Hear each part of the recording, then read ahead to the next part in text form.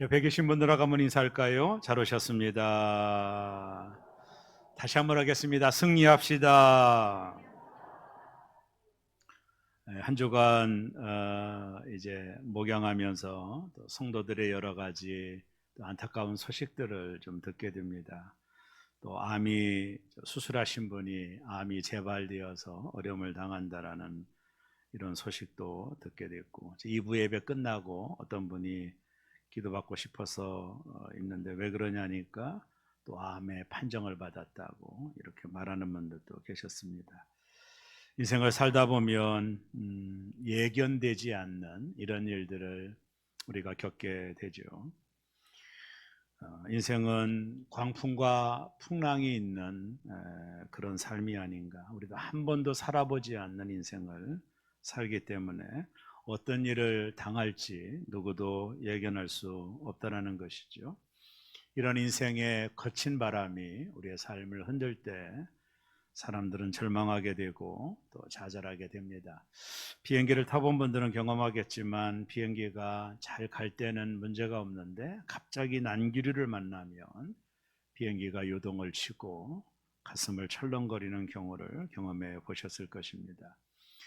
이처럼 예기치 못한 인생의 풍랑과 환란이 우리의 삶에 예고도 없이 찾아올 때마다 믿는 성도로서 어떻게 해야 되나, 이런 것들은 큰 고민이요 또 생각해야 될 부분이라고 봅니다.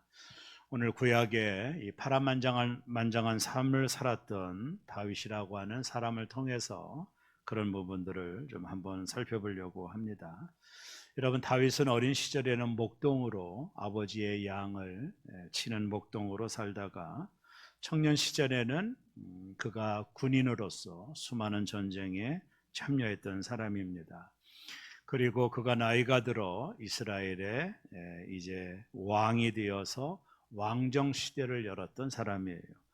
특별히 다윗은 통일 왕국을 이룬 절대절명의 사람입니다. 실은요, 이스라엘 역사 속에 다윗과 같은 왕은 아마 없을 겁니다. 그래서 다윗이 모든 나라를 평정하고 주변 나라가 이스라엘을 해하지 못하도록 강력한 다윗 왕조를 이제 만들고, 그리고 다윗이 그 백향목으로 지은 다윗의 성에 안심하며 이제는 다 됐다, 편안하다, 이렇게 하고 있었습니다. 여기까지 오기까지 다윗은 수많은 어려움을 겪은 사람입니다. 다윗은 평안한 인생을 산 사람이 아니에요. 실은요, 수많은 좌절과 고통을 경험했고, 사울 임금이 다윗의 사위 아닙니까? 사울 임금이 자기를 죽이려고 하는 이런 14년의 시간도 피해 다니며 보냈던 사람이 다윗입니다. 다윗은 평범한 삶을 살았던 사람은 절대로 아닙니다. 이런 인생의 굴곡 같은 인생을 살면서 다윗이 깨달았던 놀라운 신앙의 주제들이 좀 있었어요. 자, 오늘 그가 인생을 되돌아보면서 몸소 깨달았던 것이 뭔가 메시지를 주고 있는데요. 좀 적극적인 말이지만 세상에 믿을 것은 하나도 없다, 이것을 다윗은 온 몸으로 경험한 사람입니다. 여러분, 사울 임금이 다윗의 사위가 사울 임금 아니에요. 사울 임금. 이 자신의 장인이 자기를 죽이려고 했어요. 그래서 10여 년의 시간 동안에 광야에 쫓겨서 고난을 당합니다. 그리고 이 다윗은 왕정 시대를 이루며 그 주변에 참 많은 사람들이 있었어요. 그래서 이제 편안하다라고 말하고 나 백항목으로 지은 다윗 궁전에서 노년을 편안하게 살 줄로 알았는데요, 그의 인생에 엄청난 일들이 몰려옵니다. 그것은 그가 사랑했던 아들 압살롬이 아버지를 배신한 겁니다. 타인 같으면 준비라도 했을 텐데 가족 중에 아들이 자신을 배신할 줄 상상도 못했을 겁니다.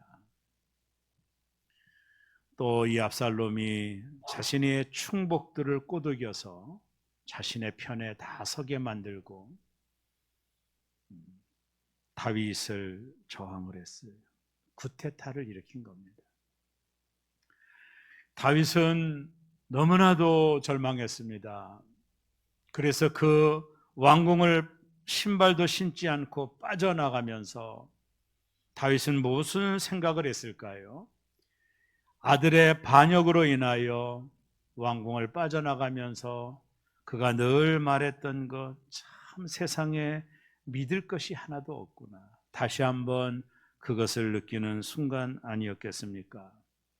다윗은 인생에 여러 가지 어려움을 겪으면서 세상을 바라보는 관점이 있었는데 시편 62편 3절에 보면 다윗은 이렇게 고백을 해요. 넘어지는 담과 흔들리는 울타리. 여러분, 자신을 보호해주는 담이 건강하게 서 있어야 되는데, 튼튼하게 서 있어야 되는데 이 담이 넘어진다고 생각해 보세요. 또 자신의 안전을 보호해주는 이 울타리가 자꾸 흔들린다고 생각해 보세요. 인생이 얼마나 고통스럽겠어요? 다윗은 세상을 바라보며 넘어지는 담과 흔들리는 울타리다. 이 땅에 존재하는 모든 것들, 우리가 기대하고 바라는 모든 것들은 넘어지는 담과 흔들리는 울타리와 같다라고 그는 자신을 고백하고 있는 것입니다. 그가 오늘을 사는 우리에게 전해주고 싶은 메시지가 있습니다. 세상은 넘어지는 담이요 흔들리는 울타리 같다라는 거예요. 여러분, 기울어진 축대나 흔들리는 담은 위험한 거죠. 이 땅을 살아가는 우리에게 자주 만나는 삶의 실존들입니다. 세상은 넘어지는 담이요 흔들리는 울타리 같이 정함이 없다라는 것입니다. 이런 상황 속에서 다윗의 아들의 압살롬의 구테타로 인하여 신발도 신지 않고 왕궁을 피해 도망가면서 다윗이 불렀던 노래가 시편 62편이에요. 이 압살롬의 구테타로 다윗이 어려움을 당했을 때 다윗은 7편의 시편을 씁니다. 그 중에 하나가 시편 62편의 배경을 가지고 있는 거예요. 오늘 다윗은 이 절대절명의 상황 속에서 시편 62편의 1절에서 그가 이렇게 고백을 합니다. 나의 영혼이 잠잠히 하나님만 바라며. 참으로 어려운 고백입니다. 파도가 치고 자신의 목숨이 경각에 달려 있고 자신이 사랑했던 믿었던 그 부하들은 모두 다 아들 편에 서서 자신을 옥죄해 오고 자신을 죽이려고 추적하고 있는 이 절대절명의 상황, 아무런 힘이 없는 다윗이 그가 이 상황 속에서 하나님을 노래합니다. 나의 영혼이 잠잠히 하나님만 바람이며. 어떻게 이것이 가능한 것입니까? 어떻게 이런 고백이 가능한 것입니까?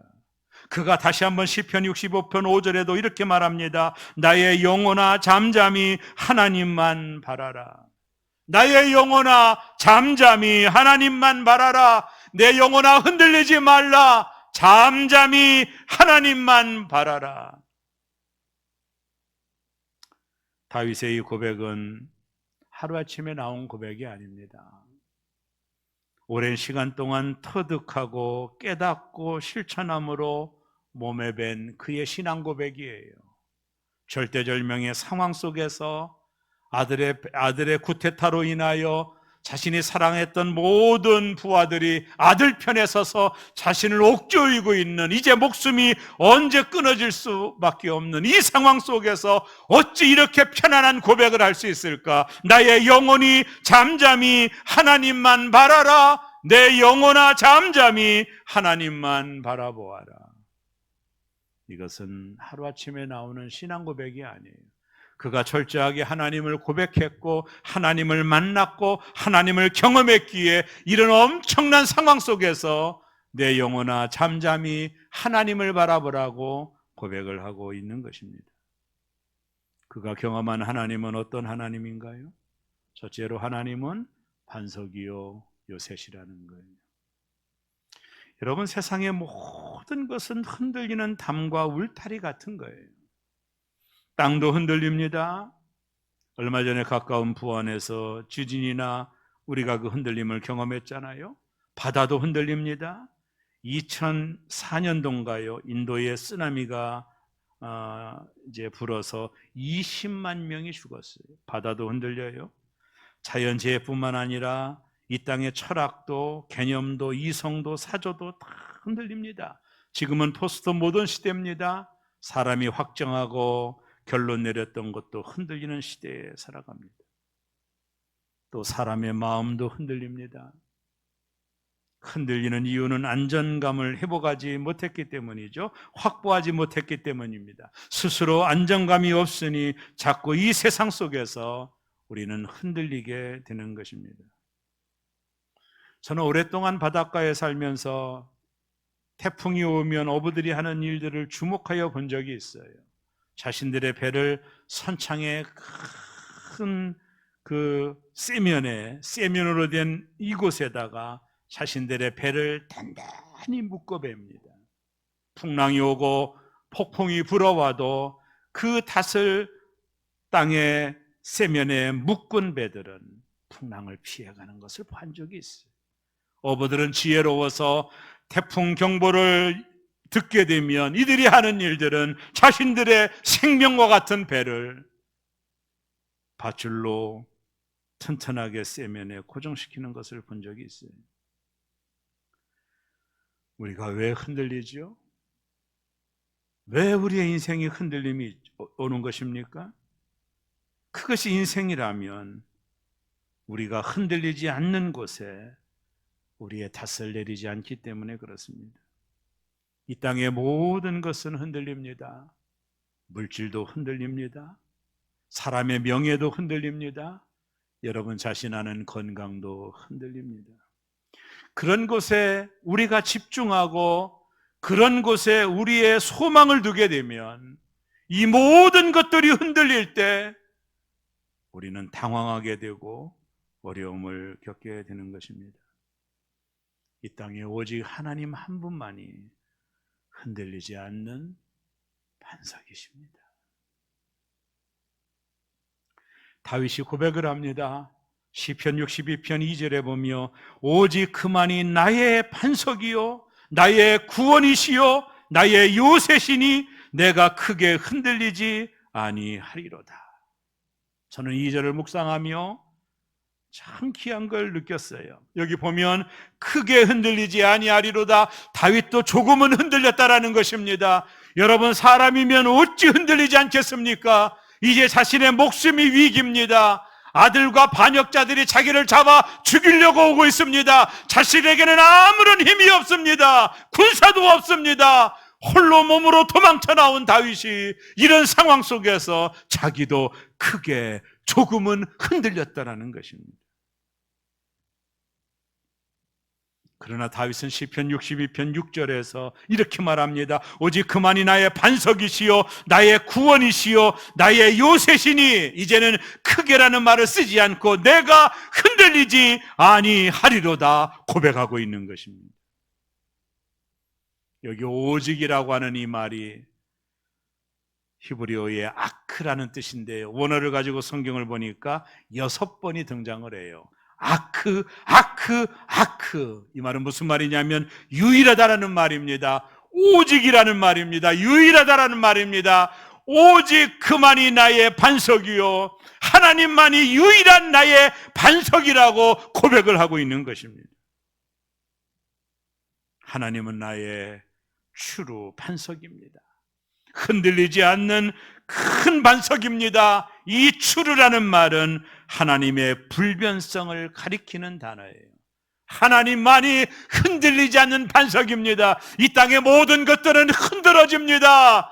이 땅의 모든 것들은 흔들리게 되어 있습니다. 마치 모래 위에 집을 짓는 것처럼 폭풍이 오고 풍랑이 오면 모든 것들은 무너집니다. 흔들리지 않는 유일한 분, 그분 주로 하나님만이 나의 반석이라는 겁니다. 내가 그 하나님 앞에 고정되어 있기 때문에 나는 어떤 상황 속에서도 흔들리지 않는다라고 고백하고 있는 것입니다. 그는 하나님은 나의 요새라고도 고백합니다. 여러분, 요새는 큰 산 위에 산성을 쌓는 것이죠. 인간의 모든 요새는 다 흔들리고 정복을 당했지만은, 그러나 하나님은 흔들 수 없는 나의 요새라고 고백을 하고 있는 거예요. 그리고 나서 시편 62편 1절에 이렇게 말하죠. 나의 영혼이 잠잠히 하나님만 바라며 나의 구원이 그에게서 나오는도다. 나의 구원이 반석이요 요새이신 하나님으로부터만 나오는도다. 사람으로부터 나오는 것이 아니라 하나님으로부터만이 나의 구원이 나온다. 하나님만이 나를 구원하실 분이기에 내 영혼이 잠잠히 하나님을 바라본다라는 것입니다. 여기서 잠잠이라는 단어는 입을 다물고 잠잠하라는 거예요. 또 잠잠하라는 말은 변명을 멈추라는 것입니다. 분노를 멈추라는 거예요. 한이 있고 분노가 있으면 우리가 더 고통스러울 수 있는 것입니다. 그때 그런 감정들을 멈추고 입을 다물고 하나님만 잠잠히 바라보라는 거예요. 독일의 유명한 철학자였던 칸트가 이런 말을 했습니다. 하나님께 여유를 드리기 위해 내 이성을 제한하라. 다윗의 아들 압살롬의 반역으로 엄청난 위기를 겪긴 기가 막힌 일을 만난 거예요. 그때 그는 분노하거나 노여워하지 않고 잠잠히 하나님을 바라봅니다. 왜요? 하나님만이 나를 구원하실 분이라는 거예요.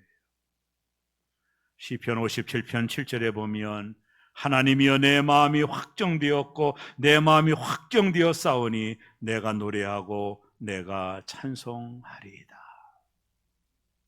하나님, 저는 반석이신 하나님 앞에 내 마음을 쏟아놓았습니다. 저는 반석이신 하나님으로 인하여 내 마음이 확정되었습니다. 이 땅의 모든 것은 흔들리지만은 흔들리지 않는 하나님이 나의 아버지십니다. 그 하나님이 나의 반석이십니다. 그렇기 때문에 내 마음이 확정된 겁니다. 내가 어떠한 상황 속에서도 내가 노래하고 내가 찬송하리이다. 그는 하나님도 바라본다 하지 않고 오직 하나님만 바라본다고 합니다. 세상에 그 어떤 것도 의지하지 않는다라는 거예요. 먼저 그는 사람을 의지하지 않는 법을 배웠어요. 오늘 시편 62편 9절에 보면 슬프도다 사람은 입김이며 인생도 속임수이니 저울에 달면 그들은 입김보다 가벼우리로다. 사람은 입김보다 가벼운 존재다. 입김 아시죠? 차가운 날씨에 호하면 하얗게 입김이 나오지만 얼마 지나지 않아 찾아볼 수 없을 정도로 없어지지 않습니까? 그러한 사람의 인생은 모두 속임수라는 거예요. 그러므로 사람을 의지하지 말라는 것입니다. 사람은 입김에 불과하다라는 거예요. 그리고 오늘 시편 62편 10절에 다윗이 이렇게 말합니다. 포악을 의지하지 말며 탈취한 것으로 허망하여지지 말며 재물이 늘어도 거기에 마음을 두지 말지어다. 이 모든 것은 입김과 같이 정함이 없는 것이라는 거예요. 거기에 마음을 두지 말고 오직 반석이요 요새이신 하나님께 마음을 두라는 것입니다. 오늘 여러분은 어떤 어려움을 만났나요? 내 힘으로 아무것도 할 수 없는 상황을 만났나요? 잠잠히 하나님을 바라보십시오. 잠잠히 하나님을 바라보십시오. 나를 구원하실 분은 하나님밖에 없습니다. 잠잠히 반석이요 요새 되시는 하나님을 바라봐야 됩니다. 둘째, 다윗은 하나님은 나의 피난처라는 위대한 고백을 해요. 피난처는 폭풍과 광풍을 피할 수 있는 곳이죠. 다윗은 놀랍게도 하나님은 그의 피난처가 되신다라고 고백을 해요. 이 62편 7절에 보세요. 피난처도 하나님께 있도다. 62편 8절에도 하나님은 우리의 피난처시로다. 여기서 피난처란 사전적 의미로는 재난을 피하여 거처하는 것을 의미합니다. 즉 위험에서 자신을 보호할 수 있는 안전한 곳이 바로 피난처라는 뜻이에요. 다윗은 어떠한 안전한 장소보다 하나님이 그의 피난처가 된다라고 노래하고 있는 것입니다. 하나님은 다윗의 피난처가 되었어요.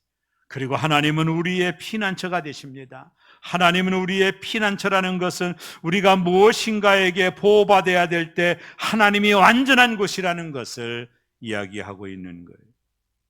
잠언 18장 10절에 보면 여호와의 이름은 견고한 망대라 의인은 그리로 달려가서 안전함을 얻느니라. 의인은 그리로 달려가서 안전함을 얻느니라. 피난처 되신 하나님께 피할 때 우리는 새 힘을 얻게 되는 것입니다. 하나님만이 우리의 피난처입니다.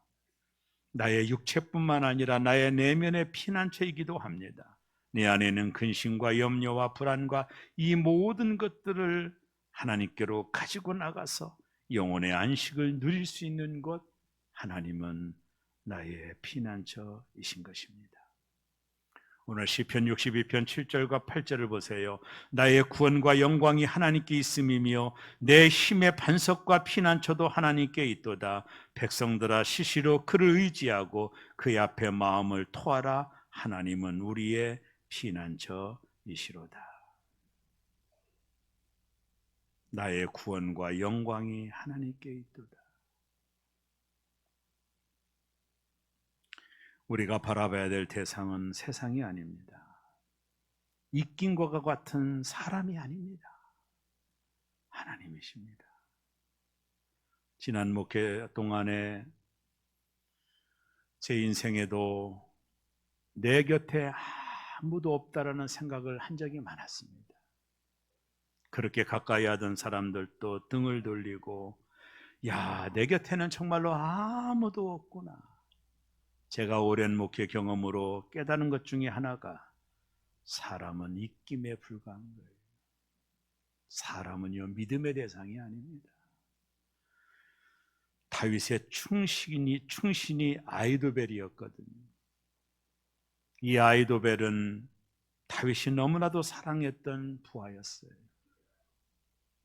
자신의 목숨처럼 생각했던 이 아히도벨이 어느 날 다윗을 배신하고 아들 압살롬 편에서 자기를 죽이려고 한다는 소식을 들었을 때 다윗은 또 하나 깨달았을 거예요. 사람은 입김에 불과하다. 마지막 세 번째, 하나님께 마음을 토하라. 다윗은 말합니다. 흔들리는 세상 속에서 우리가 할 일은 하나님께 자신의 마음을 토하는 것입니다. 하나님은 우리의 반석이요 요새시요 피난처이시기에 우리는 그분께 우리의 마음을 토해야 됩니다. 우리의 억울함과 우리의 괴로움과 우리의 고통을 하나님께 토해내야 돼요. 그래서 오늘 8절에 이렇게 말하죠. 백성들아 시시로 그를 의지하고 그의 앞에 마음을 토하라. 하나님은 우리의 피난처이시로다. 브닛나와 한나라고 하는 두 여인이 있었어요. 브닛나는 아이를 잘 낳아서 좋았지만 남편의 사랑을 받지 못했죠. 그 사랑받지 못하는 그 쓴 마음을 한나에게 토해내서 한나는 브닛나 때문에 너무나도 고통스러웠어요. 그러나 한나는 브닛나로부터 받은 그 상처를 남편이나 사람에게 토해내지 않았어요. 그 상처를 가지고 하나님 앞에 나아가 자신의 마음을 토했어요. 얼마나 그의 기도가 역정적이었던지 엘리 제사장이 낮술을 먹었느냐고 말할 때 한나가 뭐라고 말해요? 내가 하나님 앞에 내 마음을 토하고 있습니다라고 말했어요. 그의 아픔과 감정을 토해내는 거예요. 여러분 절대로 사람 앞에 여러분의 감정을 토해내시면 안 돼요. 하나님 앞에만 우리의 감정과 아픔과 슬픔과 고통과 역경과 어려움을 토해내는 겁니다. 유진 피터슨 목사님이 이렇게 말을 합니다. 우리는 증오심을 억압시켜야 하는 게 아니라 기도로 쏟아내야 된다. 인생의 광풍과 풍랑을 만날 때 우리도 다윗처럼 해야 됩니다. 다윗은 반석이요 요새요 피난처 되시는 하나님께 피했습니다. 사람을 의지하지 않았습니다. 하나님께만 피하고 있습니다. 믿음은 시각과 관련이 있습니다. 무엇을 바라보며 누구를 만나느냐는 것은 대단히 중요합니다. 다윗은 폭풍과 이 풍랑 한가운데 잠시 흔들렸지만 그러나 그는 다시 눈을 들어 하나님을 바라보았어요. 그리고 하나님께 마음을 토해냅니다. 왜일까요? 하나님이 반석이요 요새시요 피난처시요 하나님만이 나의 영광이시기 때문이요 하나님만이 나를 구원하실 유일한 분이시기 때문에 이 어려운 상황 속에서 하나님 앞에 자신의 마음을 토하면서 나를 구원하실 분, 이 위기에서 나를 건져내실 분은 사람이 아니요 사람은 입김에 불과하니 하나님만이 나를 이 위기에서 건져내실 분이라고 믿었기에 하나님 앞에 나아가 그 마음을 토하며 나의 영혼아 잠잠히 하나님을 바라보라고 고백하고 있는 것입니다. 스페인어로 쾌란시아라는 말이 있어요. 피난처라는 뜻이거든요. 스페인에는 투우가 유명한 나라죠.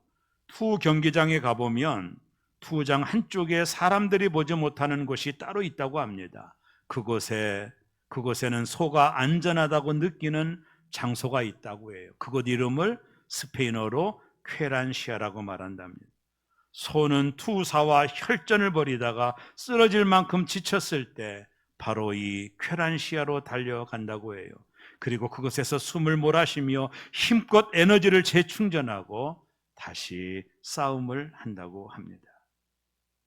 쾌란시아는 소에게 피난처입니다. 하나님은 우리의 쾌란시아입니다. 세상의 위협으로부터 피할 수 있는 것입니다.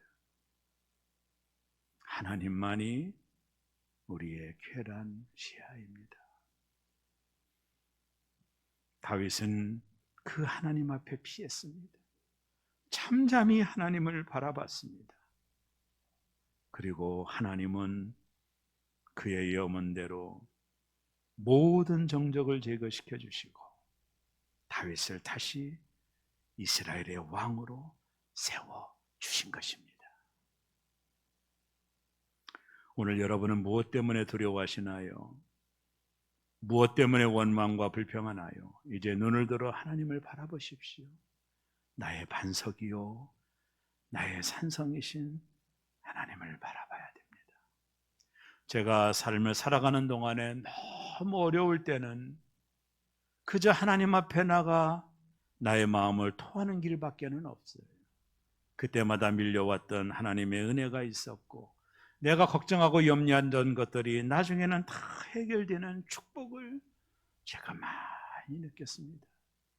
사랑하는 성도 여러분, 하나님께 피하십시오. 하나님만이 반석이요 산성이십니다. 사람은 입김에 불과합니다. 재물은 흔들리는 모래와 같은 겁니다. 하나님만을 바라보며 하나님께 피하고 하나님이 나를 구원하실 그때를 바라보면서 오늘도 삶의 현장 속에서 승리하시는 저와 여러분 되기를 주의 이름으로 축원합니다. 두 청년이 소나기가 내리는 처마 밑에 서 있어요. 한 청년이 말합니다. 이 소나기 언제 그칠까? 그때 옆에 있던 청년이 말합니다. 그치지 않는 소나기는 없다네. 기도하겠습니다.